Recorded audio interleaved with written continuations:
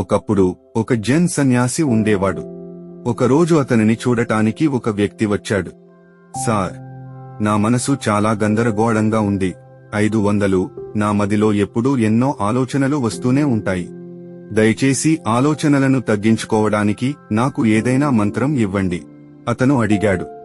జైన్ గురువు అతని వైపు చూసి, నా మిత్రమా, నువ్వు ప్రతిరోజూ ధ్యానం చేయడం ప్రారంభించాలి. నెమ్మదిగా మరియు నెమ్మదిగా ధ్యానం చేస్తూ 500 అన్నాడు. మీ మనస్సు ప్రశాంతంగా ఉంటుంది. ప్రారంభించమని చెప్పారు. అయితే ఆ వ్యక్తి, సార్, దయచేసి నన్ను ధ్యానం చేయమని అడగవద్దు. నేను ధ్యానం చేయలేను. ఎందుకంటే నేను ధ్యానం చేయడానికి ప్రయత్నిస్తే మరింత ఎక్కువ ఆలోచనలు నా మనస్సులో రావడం మొదలవుతాయి. మరియు చాలా వరకు ఆలోచనలు ప్రతికూలంగా ఉన్నాయి. ఇది నా మనస్సును మరింత ప్రశాంతపరుస్తుంది. జైన్ మాస్టర్ ఇలా అన్నారు, చింతించకండి కొడుకు.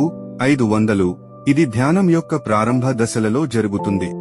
కానీ నెమ్మదిగా మరియు నెమ్మదిగా ధ్యానం చేయడం ద్వారా మీ మనస్సు ప్రశాంతంగా ప్రారంభమవుతుంది.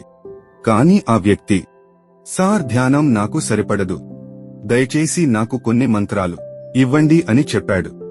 ఈ మనిషికి ఇది అర్థం కాకపోవడం చూసి జైన్ మాస్టర్ ఇలా అన్నాడు, నువ్వు పట్టుబట్టినట్లయితే నీ మనసును శాంతపరచడానికి ఒక మంత్రం ఇస్తానని చెప్పాడు. ఆపై అతను మీ చెవిలో ఒక మంత్రాన్ని గుసగుసలాడాడు. మరియు ప్రతిరోజు మీరు ఒంటరిగా కూర్చుని ఈ మంత్రాన్ని పఠించాలి. 500 మనిషి చాలా సంతోషంగా ఉంది.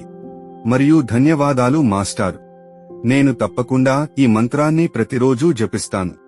మరియు అతను బయలుదేరుతున్నప్పుడు జైన్ మాస్టర్ ఇలా అన్నాడు, కానీ ఈ మంత్రాన్ని జపిస్తున్నప్పుడు కోతి గురించి ఆలోచించవద్దు. లేకుంటే మంత్రం పఠించండి నిరుపయోగంగా మారుతుంది. సార్, నేను కోతి గురించి ఎందుకు ఆలోచిస్తున్నాను? నా జీవితమంతా కోతి గురించి ఆలోచించలేదు. మీరు దాని గురించి చింతించకండి అని చెప్పి సంతోషంగా వెళ్లిపోయారు. ఇంటికి తిరిగి వచ్చి మంత్రం చదవడానికి కూర్చున్నాడు. ఈ మంత్రాన్ని జపిస్తున్నప్పుడు నాకు జైన గురువు కోతి గురించి ఆలోచించవద్దు అనే మాటలు గుర్తుకు వచ్చాయి మరియు కోతి చిత్రాలు నా మదిలోకి రావడం ప్రారంభించాయి.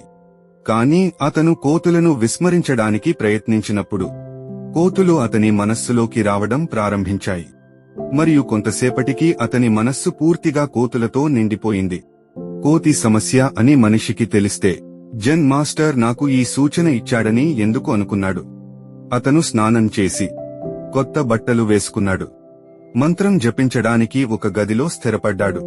కాని అతను మంత్రం వేయలేకపోయాడు.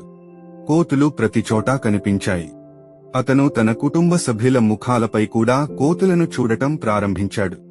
అతను మరుసటి రోజు ఉదయం జైన్ మాస్టర్ దగ్గరకు పరిగెత్తి అంతా చెప్పి, సార్, నిన్నటి వరకు నేను కోతి గురించి ఆలోచించలేదు.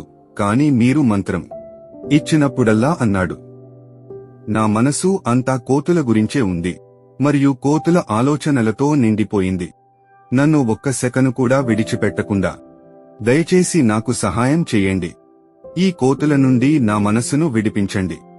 జైన్ మాస్టర్ చెప్పారు, ఇప్పుడు జపించడం మానేయండి మరియు ఏమీ చేయకండి. ఆ వ్యక్తి ప్రశాంతంగా కూర్చుని జపించడం ఆపివేశాడు. కోతి గురించి ఆలోచించలేదు. అంతా సాధారణ స్థితికి చేరుకుంది. అప్పుడు జైన్ మాస్టర్ చెప్పారు, మీరు నా స్నేహితుడిని 500 చూస్తారు. మన మనస్సు యొక్క స్వభావాన్ని మీకు చెప్పాలనుకుంటున్నాను, నొక్కండి. ఆ మేరకు అది మళ్లీ పెరుగుతుంది. మీ మనస్సుతో పోరాడటానికి ప్రయత్నించవద్దు. మీ మనస్సును నియంత్రించడానికి ప్రయత్నిస్తున్నారు. మీరు మనస్సు యొక్క ఆలోచనలను చూడటం ప్రారంభిస్తే ఇది కరేజ్ టు యాక్ట్ మోటివేషన్ కథలు.